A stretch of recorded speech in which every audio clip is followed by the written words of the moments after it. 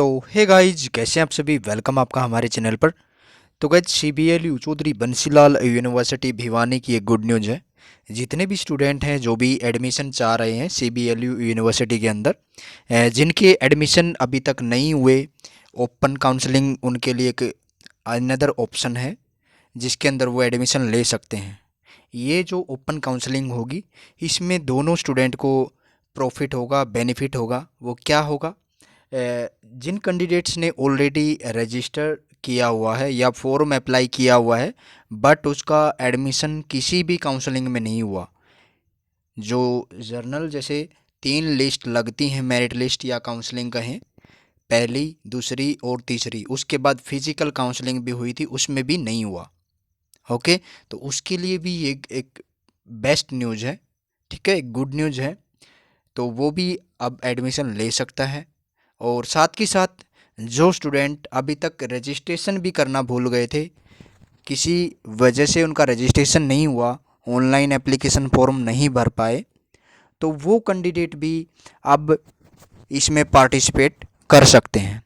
कुछ स्टूडेंट ने पहले पूछा था कि सर, हमारे लिए क्या मौका होगा, हम कैसे अप्लाई कर सकते हैं, क्या हम फिज़िकल में पार्टिसिपेट कर सकते हैं। कुछ स्टूडेंट पूछते थे कि सर, फिज़िकल और ओपन काउंसलिंग में क्या डिफरेंस है। हमने आपको बताया भी था पहले, कमेंट के ज़रिए उन स्टूडेंट को इन्फॉर्म कर दिया था कि फ़िज़िकल काउंसलिंग में आप जो भी स्टूडेंट रजिस्टर्ड होते हैं वो जा सकते हैं ओनली। उसके बाद जो ओपन काउंसलिंग होती है उसमें सभी स्टूडेंट जा सकते हैं, रजिस्टर्ड के साथ साथ जो फ्रेश कैंडिडेट हैं जिन्होंने अपना रजिस्ट्रेशन नहीं करवाया तो वो भी जा सकते हैं। ठीक है, तो यूनिवर्सिटी ने एक ये आपके लिए एक नोटिफिकेशन जारी कर दिया है जो काफ़ी इम्पोर्टेंट है दोनों स्टूडेंट के लिए, जो रजिस्टर्ड हैं और जो रजिस्टर्ड नहीं हैं। ठीक है, तो इस इंफॉर्मेशन के अंदर हम क्या क्या डिस्कशन करेंगे। सबसे पहले तो हम डिस्कशन करेंगे ओपन काउंसलिंग कब होगी। ओके, और उसके बाद ओपन काउंसलिंग में आपको ये पॉइंट नोट करके दिखाया जाएगा कि यूनिवर्सिटी ने कब कहा है ऐसा कि भी आप जो कैंडिडेट रजिस्टर्ड नहीं है वो भी इसके अंदर पार्टिसिपेट कर सकते हैं। तो वो इम्पोर्टेंट पॉइंट भी इसके अंदर आपको देखने को मिलेंगे। ठीक है, साथ ही साथ आपको बताया जाएगा कि आप किस तरीके से पार्टिसिपेट करेंगे इसके अंदर। ओके, तो चलिए शुरू करते हैं। जैसे कि आप देख पा रहे हैं, ये जो नोटिफिकेशन आया है आज ही, इसके अंदर देखिए आप देख पा रहे होंगे रिवाइज एडमिशन शेड्यूल है। ये ओपन काउंसलिंग के लिए है ओनली, फिजिकल काउंसलिंग नहीं है ये। फॉर द ऐसा बोल सकते हैं ओपन प्लस फिजिकल। ओपन तो है ये सभी के लिए, बट फिजिकल काउंसलिंग है, मतलब आपको विजिट करना होगा यूनिवर्सिटी या जो भी एफिलेटेड कॉलेजेस हैं उनके अंदर। ओके, तो for the programs offered in university teaching departments and affiliated colleges for the session of 2022 और 23। ओके, उसके बाद अ, इसमें क्या कहा गया है, देखिए जो शेड्यूल था वो 11 अक्टूबर को रखा गया था। जो ओपन काउंसलिंग का शेड्यूल है, फिजिकल काउंसलिंग ऑलरेडी हो चुकी है, ये ओपन काउंसलिंग का शेड्यूल था 11 तारीख तक, मतलब 11 अक्टूबर को ओपन काउंसलिंग होनी थी, बट वो पोस्टपोन कर दी गई है। ओके, क्यों कर दी गई है? क्योंकि जो सेकंड कन्वोकेशन चल रहा है अभी यूनिवर्सिटी का, जिसके अंदर डिग्री वगैरह वितरित की जाती हैं, अवार्डेड की जाती हैं, स्टूडेंट को एक फंक्शन किया जाता है, उसके अंदर डिग्री दी जाएंगी। जैसे एक डिग्री के टाइम पे जो बच्चे होते हैं अपनी जो ड्रेसअप में आते हैं, जैसे एक टोपी सी कैप कैप डाली जाती है, अलग अलग जो ड्रेसेस होती हैं, ड्रेस कोड होते हैं, वो एक फंक्शन चलेगा 11 अक्टूबर को। ठीक है, तो इस वजह से जो फिजिकल के बाद ओपन काउंसलिंग है उसको पोस्टपोन कर दिया गया है। तो पोस्टपोन के साथ साथ इसकी जो न्यू शेड्यूलिंग है वो क्या है देख लेते हैं एक बार।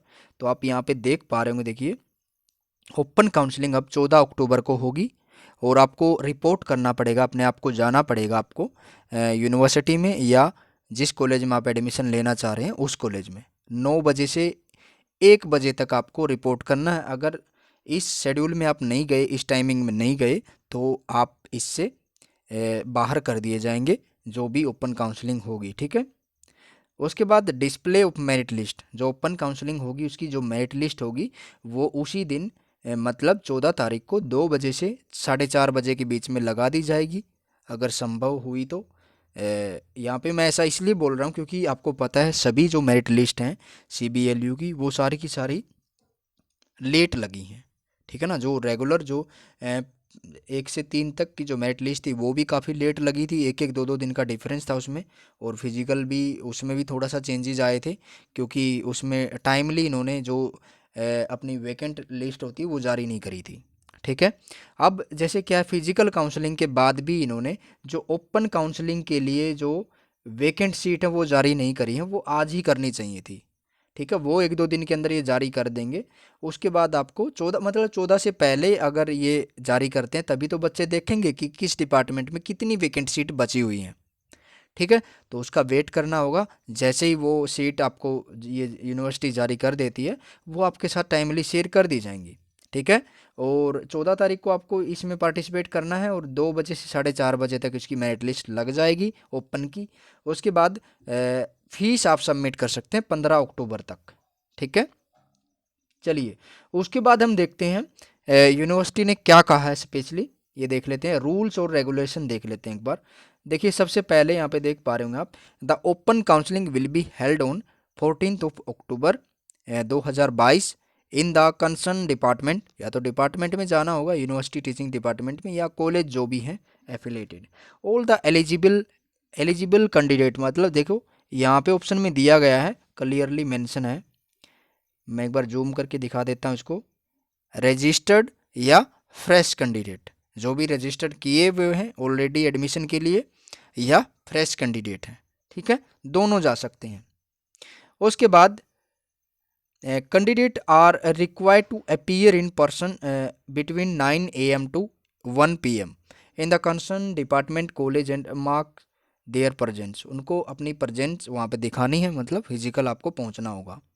By putting signature if they wish to seek admission, वहाँ पे आपको सिग्नेचर करवाए जाएंगे, जो भी है फॉर्म आपसे अप्लाई करवाया जाएगा या एप्लीकेशन आपको देनी होगी, जो भी उनका प्रोसेस है वो आपको फॉलो करना होगा। No candidate will be allowed to participate in the open counselling if he she arrive after 1 PM। तो 1 बजे के बाद अगर आप पहुँचते हैं तो आपको उसके अंदर पार्टिसिपेट नहीं करवाया जा सकता, उससे आपको बाहर कर दिया जाएगा। The merit list from candidates who will mark their presence will be prepared as per reservation policy and will be displayed afterward।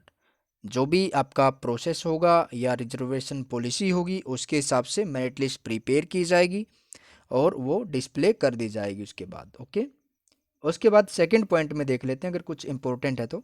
The minimum eligibility rules and regulations and number of seats for admission to various courses will remains the same as per information browser 2022-23। Seats उतनी ही रहेंगी जो जो भी prospectus आया था उसके अंदर मेंशन थी, कॉलेज वाइज या यूनिवर्सिटी कैंपस के अंदर जितनी भी सीट दी गई हैं ऑलरेडी। इंटरेस्टेड कैंडिडेट्स में visit university website for more details and changes if any. अगर कोई चेंज होता है, सीट इंक्रीज होती हैं या कम होती हैं, जो भी होता है उसके लिए आपको यूनिवर्सिटी की वेबसाइट पे विजिट करना होगा टाइम टू टाइम, ओके। उसके बाद देख लेते हैं क्या कहा गया है थर्ड पॉइंट के अंदर। All the eligible registered candidate shall be given preference. ये पॉइंट इन्होंने गलत लिखा है क्योंकि ये उन स्टूडेंट के अगेंस्ट है जो रजिस्टर्ड नहीं किए हुए। ऑल द एलिजिबल रजिस्टर्ड, जो भी जितने भी कैंडिडेट हैं रजिस्टर्ड उनको प्रेफरेंस दे रहे हैं अभी भी। चलो प्रेफरेंस दे दो, बट है ना, या तो जैसे और यूनिवर्सिटी करती हैं, जैसे CRSU ने भी किया है, अभी अपना पोर्टल ओपन कर दिया था 10 तारीख तक, 9 तारीख तक, और 10 तारीख को फिजिकल अभी ओपन काउंसलिंग हुई है। उसके लिए क्या किया उन्होंने, 6 तारीख से 9 तारीख तक दोबारा से रजिस्ट्रेशन करवाए हैं जो कैंडिडेट रह गए थे, और फिर ओपन काउंसलिंग करवाई है। बट ये ऐसा नहीं करवा रहे, अभी भी प्रेफरेंस किसको दे रहे हैं, रजिस्टर्ड कैंडिडेट को दे रहे हैं। चलिए ठीक है, रजिस्टर्ड कैंडिडेट को दीजिए आप प्रेफरेंस, बट जो स्टूडेंट आपकी कमी की वजह से आपने रिजल्ट टाइम पे जारी नहीं किए, जिसकी वजह से वो रजिस्ट्रेशन नहीं कर सके, और आपने रजिस्ट्रेशन क्लोज होने के बाद उनके रिजल्ट दिए हैं और फिर वो रजिस्ट्रेशन कर नहीं पाए, तो अब वो कहाँ पे जाएंगे, और फिर प्रेफरेंस आप दे रहे हो रजिस्टर्ड कैंडिडेट को, ओके। तो ये चीज़ गलत है। इसमें आप दूसरे कैंडिडेट के साथ फेयर नहीं कर रहे, ठीक है।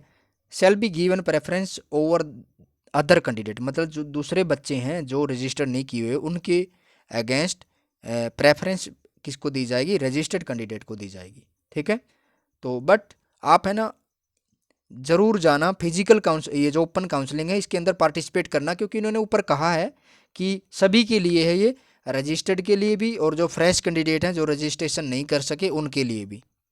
बट ऐसा है प्रेफरेंस पहले उनको देंगे, उसके बाद मान लो 10 सीट हैं टोटल, 10 सीट के ऊपर 5 कैंडिडेट ऐसे हैं जो गए हुए हैं जिन्होंने रजिस्ट्रेशन किया हुआ है, और बाकी की 5 सीट किससे फिल होंगी, फिर जो भी प्रेजेंट होगा ना, चाहे वो रजिस्टर्ड है या अनरजिस्टर्ड है, तो उसी से सीट फिल की जाएंगी वो, ठीक है। तो ये इंपॉर्टेंट पॉइंट है, नोट करना आप। इससे आप मतलब नेगेटिव में वे में मत लेना इसको कि भी उनको प्रेफरेंस दी जा रही है, तो इस बात का ध्यान रखना जो बच्चे रजिस्टर्ड नहीं किए हुए, ठीक है, या फॉर्म अप्लाई नहीं किया। उसके बाद है then merit list shall be prepared on the basis of qualifying exam, qualifying exam के आधार पर इसमें क्या की जाएगी, प्रिपरेशन की जाएगी, लिस्ट बनाई जाएगी applicable in course where entrance test was conducted, और जिसमें एंट्रेंस टेस्ट किया गया था उसके अकॉर्डिंग बनाई जाएगी। All super numerary seats offered by the department college shall also be filled in open counselling if lying vacant, अगर जो सुपर न्यूमेरी सीट्स अगर वेकेंट रह जाती हैं वो भी डिपार्टमेंट या कॉलेज के द्वारा फिल की जाएंगी, वेकेंट है तो जो कैंडिडेट प्रेजेंट हो गए उनके द्वारा भर दी जाएंगी, ठीक है। और यहाँ पे एक चीज़ और कहा है भाई, जो पोस्ट ग्रेजुएट जो ऑलरेडी पीजी कर चुके हैं इसी यूनिवर्सिटी से एक सब्जेक्ट में और दूसरे सब्जेक्ट में क्या कर रहे हैं वो एडमिशन लेना चाह रहे हैं, ठीक है ना। यहाँ पे देखिए क्या है, a student having done the post graduation in one subject can't seek admission to another regular post graduation course, दूसरे रेगुलर कोर्स में नहीं ले सकता वो। Further a candidate who has completed a professional course like MEd MBA without having any regular PG degree may also apply for regular course to be decided and confirmed by authorities, अगर regular से नहीं किया दूसरा course है कोई, ठीक है ना, तो वो रेगुलर कोर्स में एडमिशन ले सकता है, ठीक है। उसके बाद 6th पॉइंट में देख लेते हैं क्या कहा गया है, the marks for the entrance test subject wise, ये मार्क्स तो आपको पता ही है, ठीक है ना, स्टूडेंट के पास या कॉलेज या डिपार्टमेंट के पास ये ऑलरेडी अवेलेबल है, मेरिट लिस्ट बनाने के लिए भेज दिए गए हैं, कॉलेज में भी और डिपार्टमेंट वाइज पहले से अवेलेबल हैं, ठीक है। Document related to category and income claimed by the candidate shall have to produce in original, category certificate आपको ओरिजिनल और इनकम सर्टिफिकेट भी आपको ओरिजिनल वहाँ पे प्रेजेंट करना होगा उनके सामने, जो भी आप रिजर्वेशन कैटेगरी के अंदर आते हैं तो। उसके बाद क्या है, फेलिंग अगर वो आप अवेलेबल नहीं करवा पाते, failing to which his her candidature will be या विल स्टैंड कैंसल, तो कैंसिल कर दिया जाएगा। For admission against backward class category BCA-B kindly follow the instructions mention as page number 122 128 in the information, ये भी जो रिजर्व कैटेगरी हैं उनके द्वारा जो भी रूल रेगुलेशन है उनके एडमिशन के या सीट्स के, उसके लिए आप जो प्रोस्पेक्टस था उसके अंदर आप पेज नंबर 122 128 पे विजिट कर सकते हैं, ठीक है। उसके बाद एक चीज़ और है, 9वां पॉइंट देख लेते हैं, इंपॉर्टेंट है, candidate are required to bring their updated online filled application form, freshly filled application form available on university website with coloured photograph and 2 sets of photocopies of relevant document along with their original document in support of claim of any for age, education qualification, category, character certificates, income certificates ETC, सारे document आपको original लेके जाने पड़ेंगे verification के लिए, ठीक है। Document related to category income certificate claimed by the candidate must be produced in the original at the time of counselling, failing अगर आप ऐसा नहीं करते तो आपका कैंडिडेचर फेल कर दिया जाएगा या रिजेक्ट कर दिया जाएगा या कैंसिल कर दिया जाएगा, ठीक है। If their names appear in merit list prepared by the department college, they need to follow the instructions of nodal officers या coordinator afterward. अगर आपका एडमिशन के लिए मेरिट लिस्ट में नाम आ जाता है तो आपको सारा का सारा प्रोसेस फॉलो करना पड़ेगा, जो भी नोडल ऑफिसर बोलेंगे या कोऑर्डिनेटर बोलेगा, ठीक है। तो इन चीज़ों का ध्यान रखें। तो भाई यहाँ पे एक पॉइंट था देखने योग्य, वो क्या था, जितने भी स्टूडेंट हैं जिन्होंने रजिस्ट्रेशन नहीं किया, ओके, तो उनको क्या करना है, एक एडमिशन फॉर्म यूनिवर्सिटी की वेबसाइट पे अवेलेबल है, ऑफलाइन फॉर्म, उसको डाउनलोड करके उसके ऊपर एक कलर्ड फोटोग्राफ चिपका के, ठीक है, उसको आपको फिल कर लेना है।